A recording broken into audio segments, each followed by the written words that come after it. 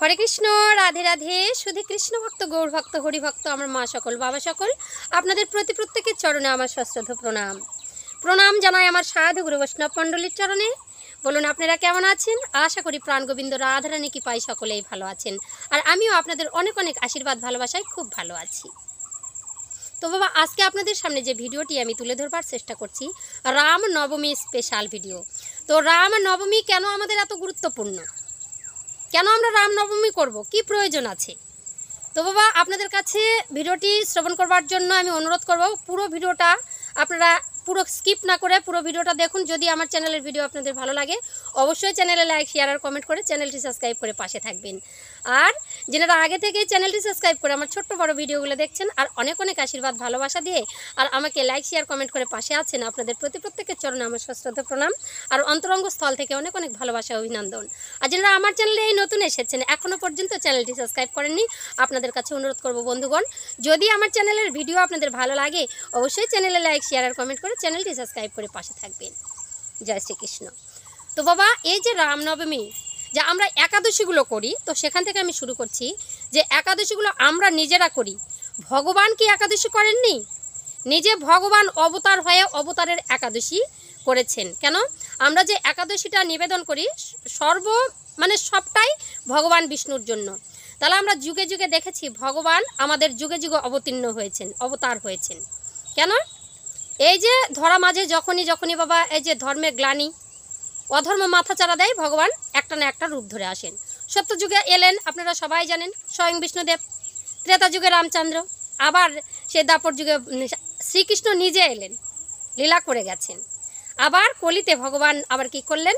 রাধা গোবিন্দ একত্রিত হয়ে গৌরাঙ্গ মহাপ্রভু রূপে জন্মগ্রহণ করলেন।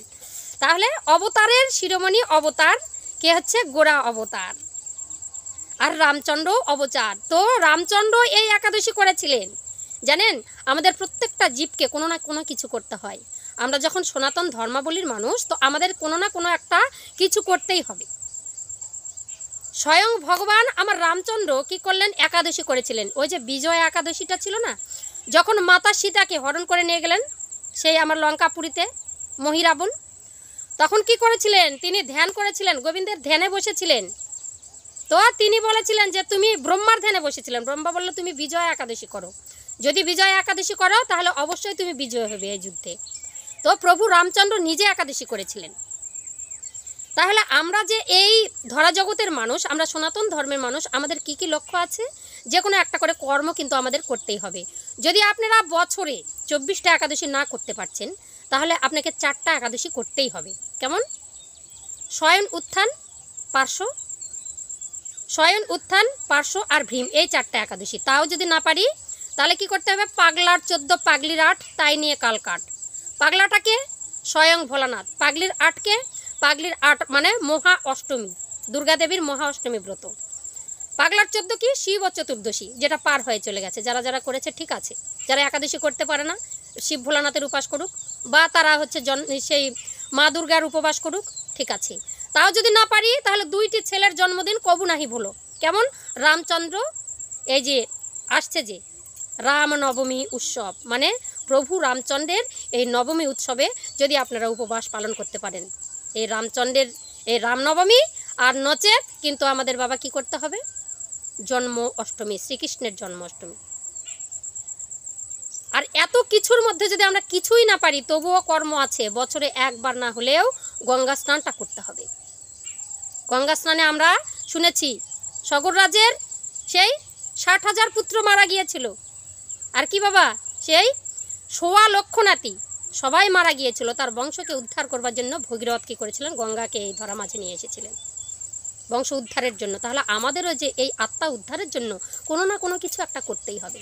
রামনবমী স্পেশাল আসছে, আপনাদের কাছে অনুরোধ থাকবে যারা একাদশী করছেন না যদি পারেন রামনবমী উৎসবে আপনারা উপবাসটা দেবেন। বাসন্তী পুজো আসছে, এই বাসন্তী পুজো কে করেছিলেন? স্বয়ং ভগবান রাম। যেটা অকাল বোধন সেটা হচ্ছে আমাদের দুর্গা পুজো হয়ে গেল, সেই তোমার শারদিয়া। আর এটা হচ্ছে আমাদের সে হচ্ছে বাসন্তী পূজা, এই বসন্তকালের উৎসব। এখানেই যে রামনবমীর দিনটা নবমী পড়বে সেদিন আপনারা অবশ্যই উপবাস পালন করতে পারবেন। তো আজকে আপনাদেরকে শোনাবো এই ভগীরথ কত কষ্ট করে গঙ্গাকে মাটিতে নিয়ে এসেছিলেন, যেখানে সেখানে এখনো বারুণী স্নান হচ্ছে বছরের মাথায়। কেমন? বৈশাখ জ্যৈষ্ঠ আষাঢ় শ্রাবণ ভাদ্র আশ্বিন কার্তিক অঘ্রাণ পৌষ মাঘ ফাল্গুন, তারপরে আসছে চৈত্র। তাহলে 12 মাসের মাথায় চৈত্র মাসটা আসলো কেন? আমরা কেন স্নানটা করব? সারা বছরে যা যা পাপ তাপ করলাম, উড়ানি ফুরানি হাওয়া বাতাস যা কিছু আছে সব এই গঙ্গা স্নানের মধ্যে দিয়ে আমরা সব কিছু ধুয়ে মুছে দেব। আর দেওয়ার পরে আবার নতুন বছর আমাদের সূচনা হবে বৈশাখ মাস থেকে। প্রথমে আমরা কি করব? ওই যে বৈশাখে নগর কীর্তন করতে হবে, ধুলোর যাত্রা, ধুলোয় মাখামাখি। কে করেছিলেন বাবা? গয়াসুর, ত্রিপুরাসুরের পুত্র গয়াসুর, প্রভাবতীর ছেলে। তো আজকে আপনাদের সামনে আমি এই ভিডিওগুলো তুলে ধরছি, একটু ধৈর্য সহকারে শুনবেন। তো ভগীরথ কি করেছিলেন বাবা? যখন তার বংশকে উদ্ধার করবে তখন কি করলেন? ভোলানাথের ধ্যান আর তপস্যা, আগে গঙ্গা দেবীর তপস্যা করলেন। গঙ্গা দেবী প্রকট হলেন, হয়ে বলছে তুমি ভোলানাথের তপস্যা করো। আমার যে এই প্রবল স্রোতধারা কে তোমার বহন করবে? আমাকে তো তুমি নিয়ে যেতে চাইছো, তা অতএব তুমি ভোলানাথের তপস্যা করো, ভোলানাথের তপস্যায় বসো। ভোলানাথের তপস্যায় আগে বসেছিলেন, তারপর গঙ্গা দেবীকে নিয়ে আসতে গেলেন সেই তোমার হচ্ছে স্বর্গে। আর গিয়েই ওই ব্রহ্মার কুমণ্ডল থেকে যেই না সে গঙ্গা দেবীকে দেওয়া হলো, গঙ্গা দেবী পিছে পিছে আসেন আর ভগীরথ আগে আগে আসেন, শঙ্কর ধ্বনি করতে করতে নিয়ে আসছেন এই বিশ্ব ব্রহ্মাণ্ডের মাটিতে তার বংশকে উদ্ধার করবার জন্য।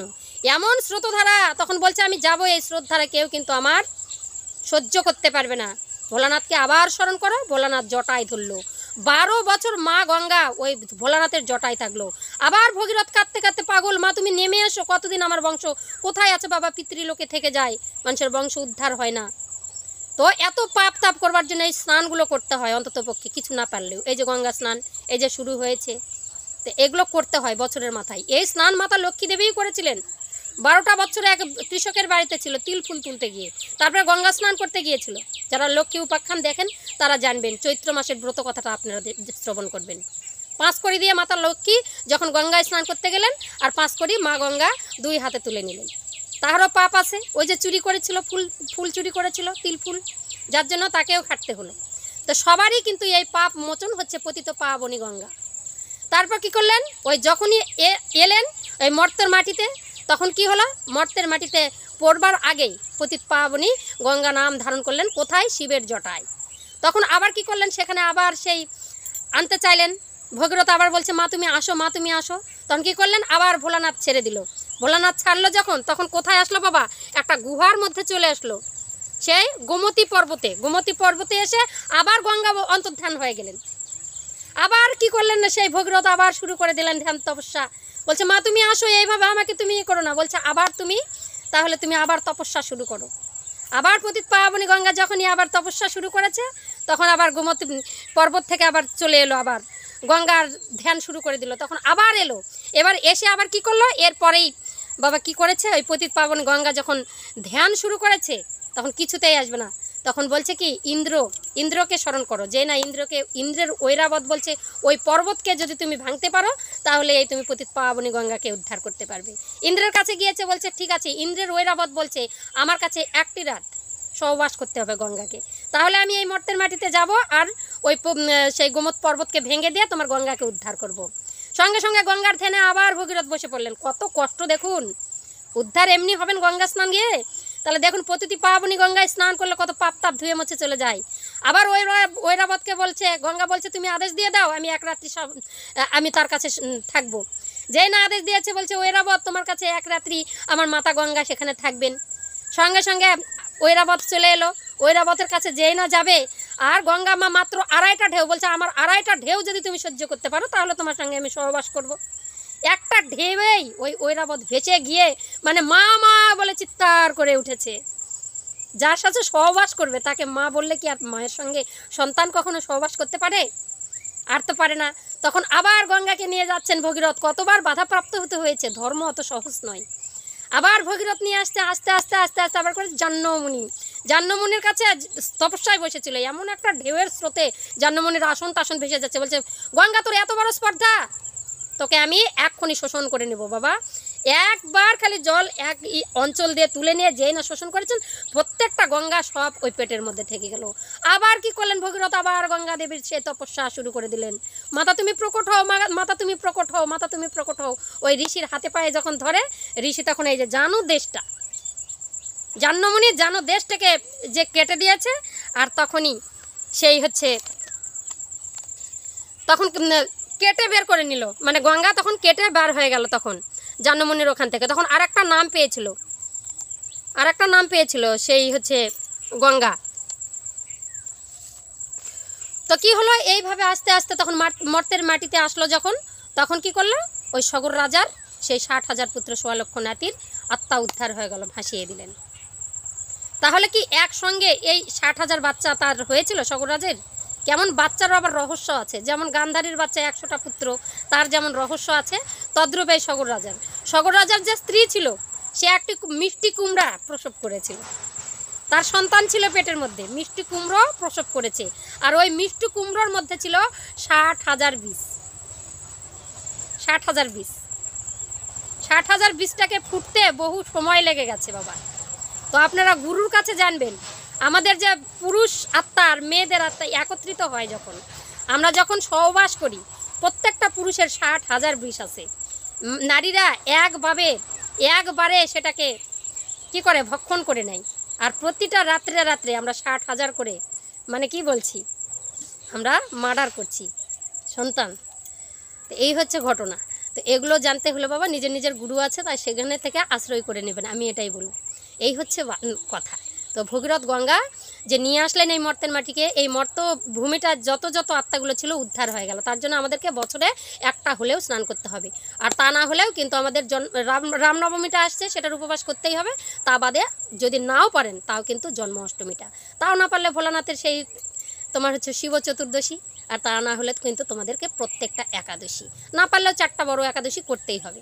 একাদশীতে কি নেই, সব কিছু পাওয়া যাবে, সুখ শান্তি সব কিছু, আত্মা উদ্ধার যদি ঠিক মতো করা যায়, তাহলে আমাদের কাজ কিন্তু মিলবেই। হরে কৃষ্ণ। যদি আপনাদের ভিডিওটা ভালো লাগে, অবশ্যই চ্যানেলে লাইক শেয়ার কমেন্ট করে চ্যানেলটি সাবস্ক্রাইব করে পাশে থাকবেন বন্ধুরা। প্রেম সে বলো রাধা রানী কি জয়। হরে কৃষ্ণ।